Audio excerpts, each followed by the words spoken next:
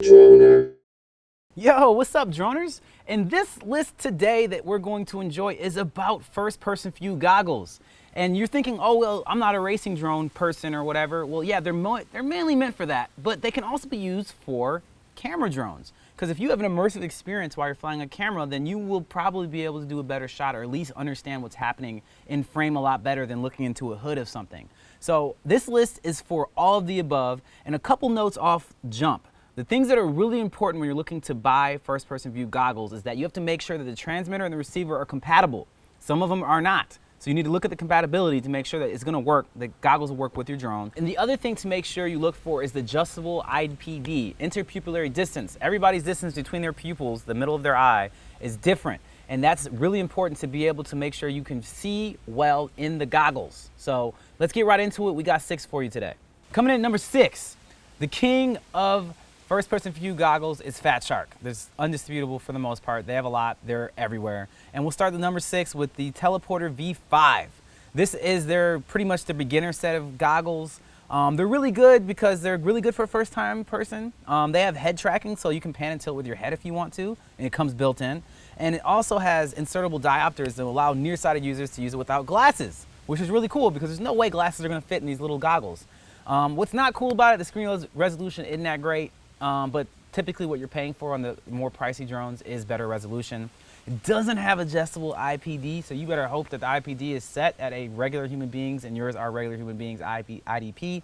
And Fatshark only guarantees that it works with a Fatshark headset, even though they say that for all of them and they work with almost everything. The price on this is 200 bones, but I've seen it as low on the internet for about $165.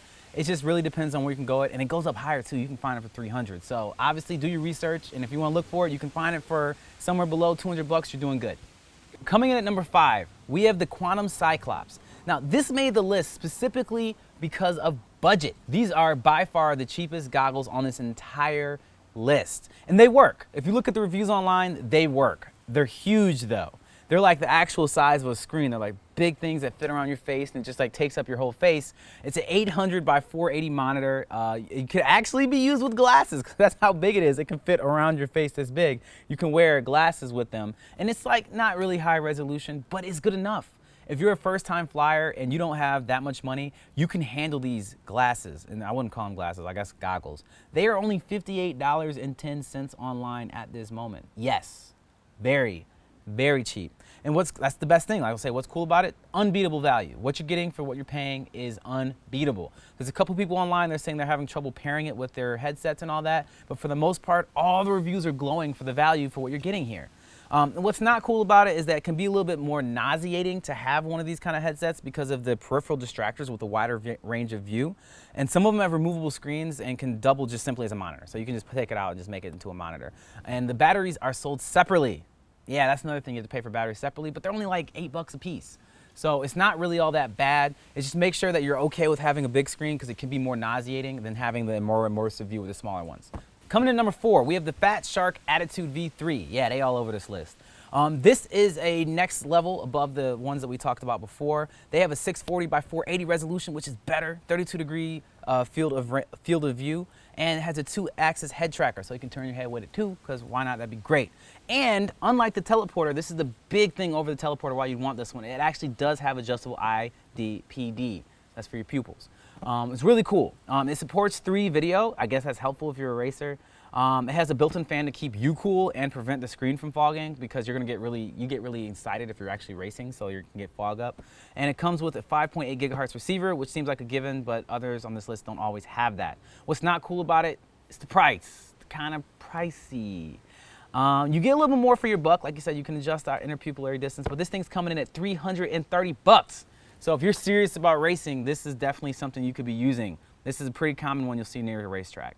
Coming in at number 3, we have the KumbaCam, and this is, as promised in the top of this video, this is one of the ones specifically for cinematographers. This is the one that you're going to be flying with your DJI or Unique or whatever camera drone. It is awesome.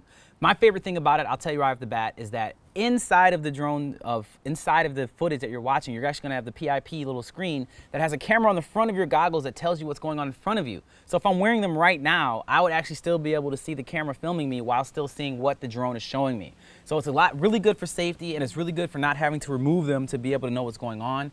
Obviously, if you're flying drone for work, then you're still gonna have to have a visual observer watching the drone. But this is wonderful to be able to fly, be able to see what's in front of you, and have a huge high-resolution image in front of you. These things are fantastic. The resolution on this is 854 by 480, which is really good for what you're looking at here. And also, it has adjustable IDP and 30-degree range of view, field of view. What's not cool about that is that each model headset is specific to the drone. So if you're like, oh, I have an Inspire 1, then there's an Inspire 1 headset. Oh, but I have a Phantom 3 too, then you have to get a Phantom headset. The only one that's like compatible is like the Phantom 3 to the Phantom 4, same headset. But either way, like different headsets for different drones. Like if you have a unique drone, different headset. And the price, woo, for this headset is between $500 and $530. That's one of the more pricey things on this list, but depending on what you're doing with it, it might be worth it. Coming in at number 2, another Fatshark headset. And I'm actually combining 2 into 1 here because the FS HD2 and the Dominator V3 are pretty much the same headset. It's just that like the Dominator is just a smaller and cheaper version of the HD2. They both have 800 by 600 revolution, 50-degree field of view, DVR actually, that not on the Dominator, on the HD2, that actually records your footage while you're shooting, which is awesome. And 3-axis head tracking, all Fatshark have that. Modular docking for receivers, so you can receive 6 different bands, which is pretty good because you'll be one of the biggest issues that first-person view goggles have is losing your signal. So this has a lot of different signals, so you can actually keep that together. And what's really cool is the DVR allows you to rewatch the footage. Like I said, if you lose your drone or whatever, you can watch everything because it saves right to your face pretty much. And it has great resolution and a large screen inside the goggles. What's not cool about it is that like everything is pretty much sold separately. The head tracking module is separate. It's like 65, 70 bucks. The receiver modules, $30 for a Fatshark version of it. So whatever. And the price is kind of steep too. The HD2 is 450 bucks, and it's 550 with the head tracker and receiver. And the Dominator is 380 bucks, and that's 430 with the head tracker and receiver. This is probably the most common, one of the more commons you'll see on first-person view racing, drone racing track sides. That this is what they use. These are the really, really good ones that work. So I recommend them. Coming in at number 1, this is if you're balling. It is the Skyzone Sky O2S V+. Mouthful because it does a lot. This has 854 by 480 resolution, 30-degree field of view, 2D and 3D models. It's the Scam 302 3D versus the STX 202, 2A transmitters required for the 3D flight, whatever. It has built-in DVR, just like the last one, to be able to record what you're doing. It actually has 2 5.8 receivers built in. Now, this is a big deal because, well, it has diversity. Like I was saying before, one of the biggest problems with first-person view goggles is losing your signal. And this one actually has 2 different receivers so that you can actually, it switches between the 2 different channels constantly whenever one is stronger. So even if you lose complete signal on one, it automatically switches to the other one. And this is redundancy. And this is the only one on here that has that. So like if you're dead serious about drone racing and you don't ever have the ability to lose your view, this is your drone. This is your drone. This is your goggles. These are your goggles because they will stay connected.